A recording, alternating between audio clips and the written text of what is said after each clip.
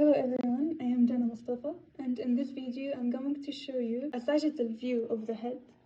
Here you can see the skull, here you can see the nose, the mouth, and here I can see the cerebellum, and here I can see the vertebrae. This is C1, C2, C3, 4, 5, 6, and 7. So when we are breathing air, the air is first going to enter to the nose. You can see this hole here, this opening. This is the external nares or the external nostrils. Okay, so we saw the external nostril, and if we have an external nostril, we're going to have an internal nostril, which I'm going to talk about later. And now we are in this area. In this area, you can see those large, bones protruding. Those are the concha. Here we have the superior concha, the middle concha, and the inferior concha. The superior and middle concha, they are part of the ethmoid bone. So here you can see the ethmoid bone. And the inferior concha is like a separate bone. And between the concha, you have those openings. This is the meatus. So superior meatus, middle meatus, and inferior meatus. What the concha do is that it increases the respiratory area. And what they do, they also make the airflow become turbulent. So they slow the airflow, allowing more time for the air to be humidified. So they do humidification of the air, filtration of the air. Okay. Now, in this area that you see here, there is between the end of the nasal cavity and the pharynx, you can see this opening here. This is known as the internal nares or internal nostrils. The upper 1/3 of the nasal cavity is called the olfactory area, and the lower 2/3 is called respiratory area. In the olfactory area, in the ethmoid bone, we have a very important nerve going through the ethmoid bone called the olfactory nerve. This is the nerve responsible for smelling. And we said that here we have the sphenoid sinus, and here we have the frontal sinus, and we have other paranasal sinuses like the maxillary sinus and the ethmoid sinus. All of the paranasal sinuses are going to open toward the middle meatus except for two. The sphenoid sinus, it is not going to open toward the middle meatus, it's going to open toward something known as sphenoethmoid rhesus, which is a shallow area above the superior concha. This is an exception.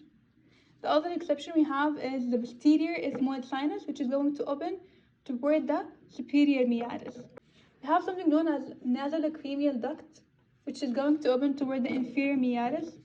In the nasolacrimal duct, when we cry, the tear is going to move from our eyes toward the nose through the nasolacrimal duct.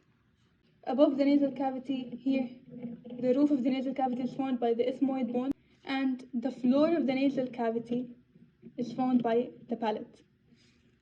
Here we have the hard palate, and posterior to the hard palate you can see the soft palate, and posterior to the soft palate we can see something like this structure that is hanging out of the soft palate. This is the uvula. When you are eating food or drinking water, whatever, this uvula is going to move backward to prevent the water or the food from going back to the nasal cavity.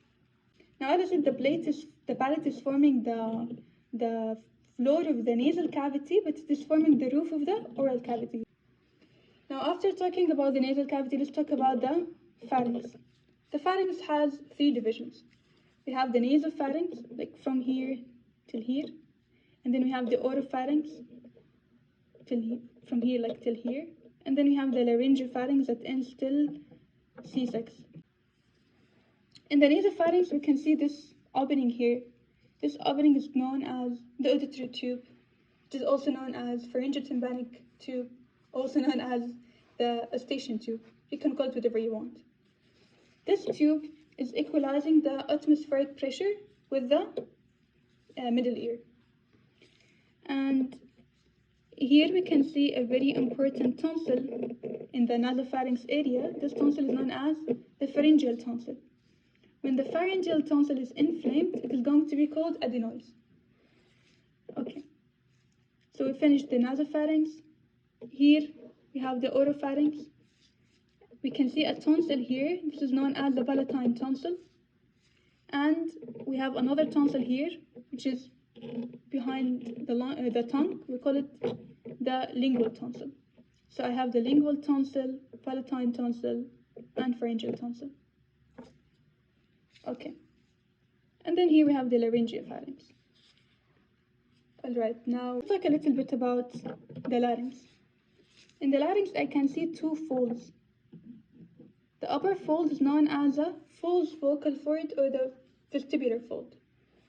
And the lower fold is a true vocal fold, which is going to vibrate to produce sound or speech. Between the two folds, I have this opening here. This is known as the ventricle. Okay. And we have, as you all know, we have 3 single cartilage and 3 braid cartilage in the larynx area. The first single cartilage we have is the epiglottis. And the epiglottis is an elastic cartilage because it needs to be flexible, it needs to move. Okay? So this is the epiglottis. The second single cartilage that we have is the thyroid cartilage, which is here. And the third one is the cricoid cartilage. The cricoid cartilage, we can see it here anteriorly and here posteriorly. And the cricoid cartilage is the only complete ring in the upper respiratory tract. Between the thyroid and the cricoid cartilage, we have this small ligament. You can guess the name, which is called cricothyroid ligament, because it's between the cricoid and the thyroid. And here we can see this bone here. This bone is known as the hyoid bone. And between the thyroid cartilage and the hyoid bone, we have a membrane called thyrohyoid membrane. This is the cricoid cartilage. Above it, we have arytenoid cartilage, which is a braid cartilage. We have 3 braid cartilage. We have the arytenoid cartilage, craniculate cartilage, and cuneiform cartilage. Here we can see the mandible. Here is the hyoid. I want to show you in this model the cartilages again, the single cartilage and the paired cartilage. Here we have the thyroid cartilage. The thyroid cartilage has 2 laminas, right and left lamina, and the 2 laminas are going to meet in the middle, forming laryngeal prominence or Adam's apple. Okay, and here I can see the cricoid cartilage. It is like a complete ring, cricoid cartilage, and the epiglottis, which is the 3rd single cartilage that we have. And then I told you that we have braid cartilage, which are the arytenoid cartilage. You can see they are braid because we have 2 of them.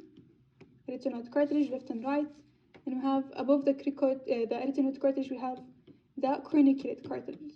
And we also have cuneiform cartilage. Here I have the hyoid bone. And this is the trachea, which is not shown in this model. I just want to show you the internal nares from here. This is the opening, the internal nares. Okay, you can see my pen. And I also want to show you the vomer bone, which is here. And here above, you can see the ethmoid bone. And those are like posterior, and anterior to them, we will have the septal cartilage, but it is not showing here.